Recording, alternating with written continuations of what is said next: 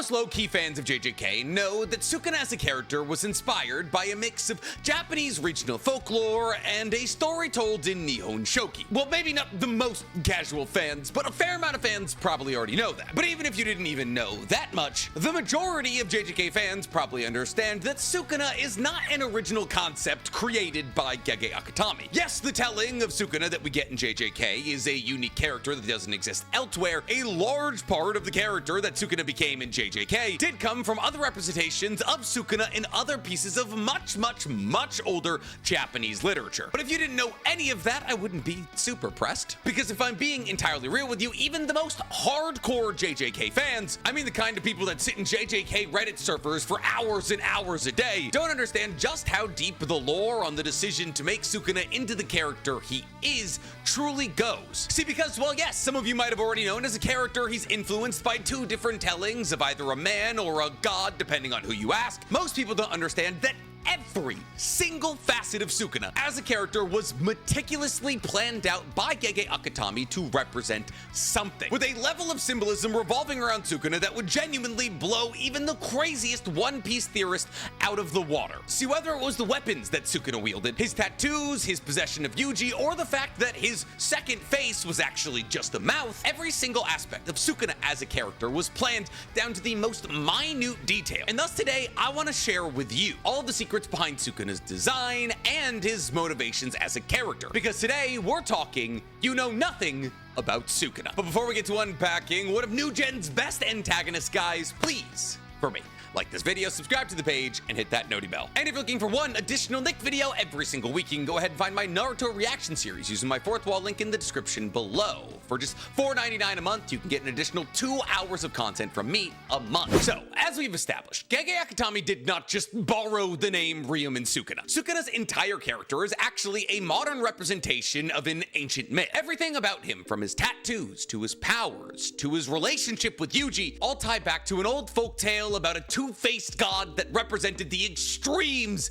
of human nature. See, we already briefly touched on the fact earlier on in this video that the Sukuna that we get in JJK is actually a mix of the two very different tellings of Sukuna's story that exist in Japan. But where do these two very different tellings of Sukuna come from? Well, the first and probably more widely disseminated telling of who Sukuna was comes from one of Japan's oldest preserved chronicles, Nihon Shoki, a book from the year 720. That's actually one of our primary resources for understanding what happened in the earliest days of Japan, whether it be about the rise of the shogunate, Amaterasu's blessing of the first ever emperor, or Sukuna's presence. Nihon Shoki is where we get the majority of our semi-viable information about the earliest days of Japan. However, the other source of information that tells the story of Ryum and Sukuna actually comes from a bit of regional folklore from the Hida province. But there's a problem, you see. While yes, the regional folklore from the Hida province and Nihon Shoki both agree that Ryum and Sukuna existed, how he existed is very different in both tellings. And that's actually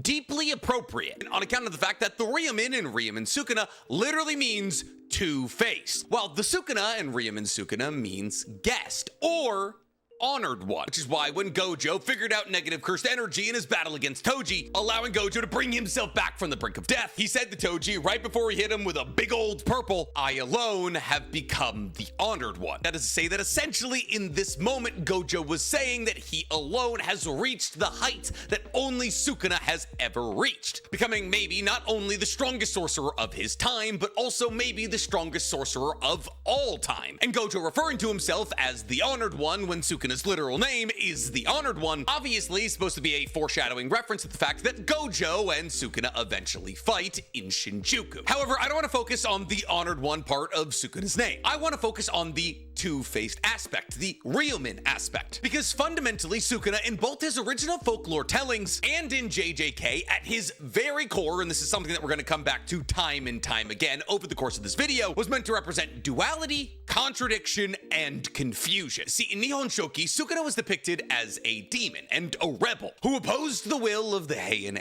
Emperor Nintoku. However, even though Sukuna was deeply powerful and deeply oppositional to the will of the Emperor, eventually in a large glorious battle, Ryum and Sukuna was slayed by the Imperial forces. However, Sukuna's story is very different in the Hida province, where he's seen as a deity, a god who heeded the will of the people around him and fought against tyrants to protect the weak. Now, obviously, if you've trained your brain to be neutral and not affected by by the propaganda of both sides in every equation, you could see how these two stories could possibly line up and divert from each other. Because the tyrants that Sukuna could have been battling against in the Hida province's regional folklore could very easily be the emperor. In Nihon Shoki, which was a governmental piece of literature, would obviously portray Sukuna, who possibly could have led a rebellion against the emperor as a demon and a rebel. However, if these rebels lived in the Hida province and the emperor and the Empire of Japan were trying to impose their will on the small townsfolk of the Hida province, it would obviously deify a man who led them into combat against the emperor in order to ensure their way of life wasn't infringed upon. Two different tellings of the same story told from two sides of the battle lines. But this is core to Sukuna's character. His morality is dependent on who's telling his story, not only in JJK, but also in his original tellings, symbolized by the fact that in both JJK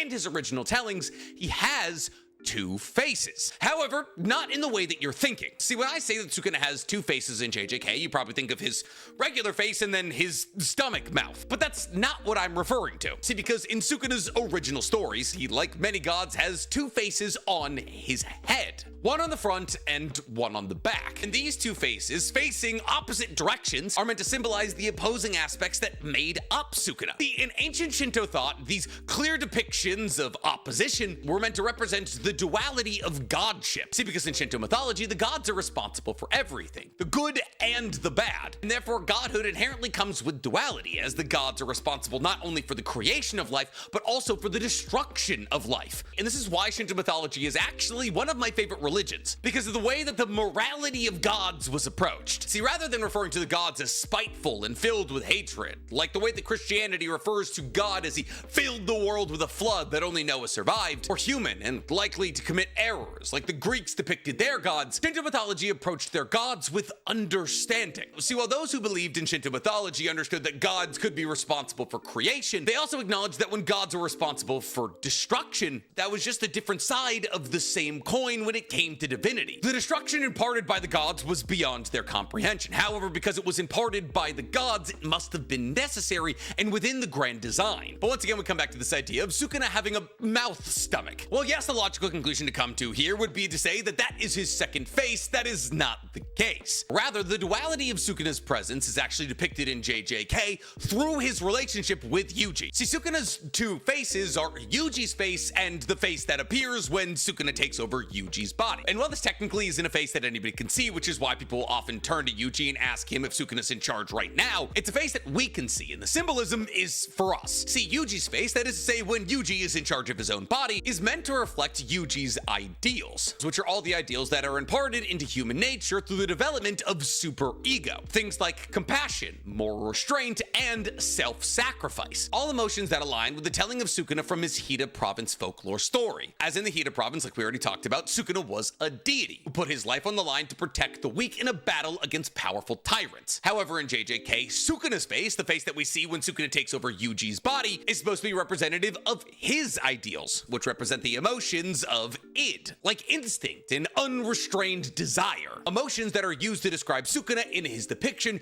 in Nihon Shoki. And thus these two faces, these two beings, these two personalities come together in one body just like they do in the original tellings in JJK. But only one face is shown at any given moment, even though both faces are technically always present. But why? Well, because Sukuna and Yuji's relationship in JJK is supposed to reflect the human struggle to do right. Sukuna represents id, weaponized, raw desire and destruction personified, the king of curses whose existence was made manifest, ironically, through the darkest and deepest emotions of humanity. He is the strongest ever embodiment of the worst that humanity has to offer, and the only thing that can hold him back is the will and self-sacrificing nature of his second face, Yuji. But the beauty of Sukuna as a character is that this personification of evil could also be viewed as an authentic expression of human desire. Sukuna does what he wants, kills who he wants, and eats who he wants, and he talks about this all the time. And he's that way because that is the true nature of humanity. So Sukuna's evil face could be perceived as nothing more than a reflection of the humanity that created him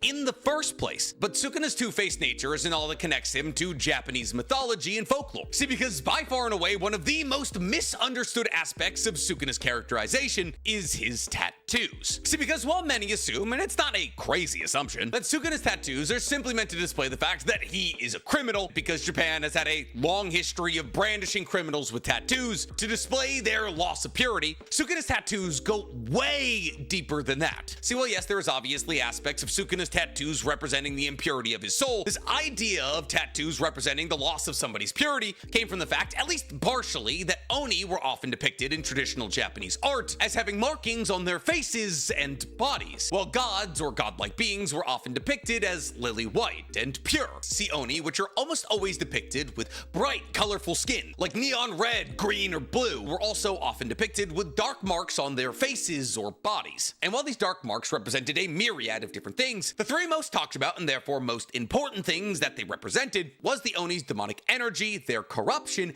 and their supernatural status. And thus, you can begin to understand how important it is that when Sukuna takes over Yuji's body, his tattoos come along with him, because these markings tie Sukuna back to his Oni inspiration. They represent the dark, powerful energy of the Oni, aka Sukuna's cursed energy. They represent Sukuna's impurity. Sukuna is an evil entity, and whenever he's able to take over Yuji's body, he is overcoming his second face, which holds back the evil inside of Yuji's vessel. And lastly, they represent Sukuna's supernatural status. Sukuna is a cursed spirit, and therefore these tattoos represent the coming out of a cursed spirit. But Sukuna's appearance harks back to Oni's in more ways than just the simple fact that he has tattoos. In fact, the specific way that Sukuna's tattoos are drawn is done incredibly purposefully. Sukuna's facial tattoos, specifically the tattoos that follow the line of his jaw and make a U-shape framing his face, was actually done in order to symbolically tie back to Oni war paint used in Kabuki theater. See, because when an Oni wants to be represented in Kabuki theater, or somebody needs to be shown as possessed by an Oni, either black or red makeup is used to make large sweeping U-shaped marks on their faces. And thus what we see from Sukuna when he possesses Yuji's body is a modernized, more cool looking version of what we see from Kabuki theater. On top of that, all of Sukuna's tattoos being black is actually supposed to be a reference to the Onmyoto tradition of placing marks or seals on your body with ink to represent the flow of spiritual energy throughout the body, popular then and today amongst monks, and a practice referred to as bonji. And this bonji tradition, which is meant to flow spiritual energy throughout your body, is actually why Oni are often depicted with dark markings all over their bodies, as Oni were being shown to pervert this spiritual process. But Oni's markings were different. While bonji focused on clean markings in order to allow spiritual energy to flow through the body evenly, Oni were covered in splotchy, messy, all over the map dark markings, representing their access to raw, unorganized dark energy. But this is where Sukuna's tattoos get so interesting, because his tattoos are not splotchy, sloppy, or all over the place. They're not only perfect, they are perfectly symmetrical. And therefore, even though symbolically Sukuna is often tied to the Oni, his body markings or his tattoos are actually more representative of the bonji used by monks. And this is done purposefully. So remember earlier when we said that the core of Sukuna's character is supposed to be contradictory? Well, this right here is supposed to be contradictory. See, in both Shinto and Buddhist iconography, symmetry implies cosmic balance and divine purity. And therefore Sukuna being covered in Oni-like tattoos with perfect symmetry is not only meant to display the contradiction that he represents, but also represent the fact that he is destruction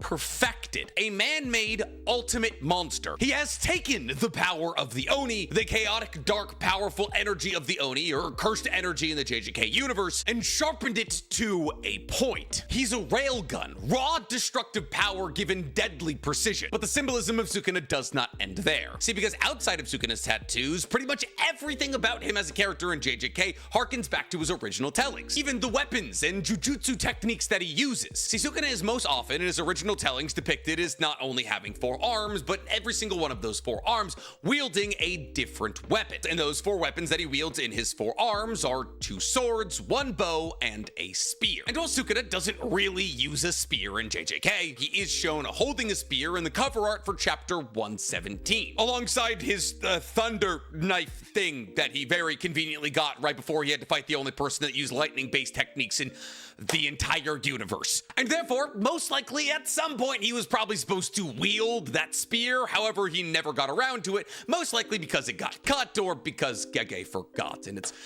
probably that second thing. However, as for the other 3 weapons, that is the 2 swords and the bow, I mean, that seems fairly obvious, right? Cleave and dismantle represent 2 individual swords because because they're two different cutting techniques, and his fuga, or his fire arrow, represents his bow. But it doesn't end there. Even Sukuna's domain expansion, Malevolent Shrine, is a callback to his original telling, as it's displayed as a shrine turned demonic, very clearly representing how Sukuna is portrayed differently in different tellings of his story, with those in the Hida province believing him to be a deity, and those who wrote Nihon Shoki believing him to be a demon. Those who believe him to be a deity created the shrine, but those who believe him to be a demon filled it with blood and ghosts and ghouls and bones. And thus, in the end, Sukuna is a walking contradiction, whose possession of Yuji is supposed to represent Shinto-era possession rituals, done hundreds if not thousands of years ago to bring the souls of beloved deceased into the bodies of those they left behind so they could be seen and interacted with once again. But rather than reconnecting with Granny, Sukuna's possession of Yuji exposes the true core of humankind, its id, while the superego boundary of Yuji struggles mightily to stop that id from destroying the world that humanity was able to build by suppressing their most basal natures. And thus, while Sukuna might just seem like a really cool character, symbolically what he represents is one of the most impressive bits of story writing I've ever interacted with, and therefore it's very important to me that you know at least something about Sukuna. But if you now know something about Sukuna that you maybe didn't know previously, guys, let me know in the comments below. And while you're down there, please, for me, like this video, subscribe to the page, and hit that noti bell. Now, if you'll excuse me, I don't know. It's been a long day.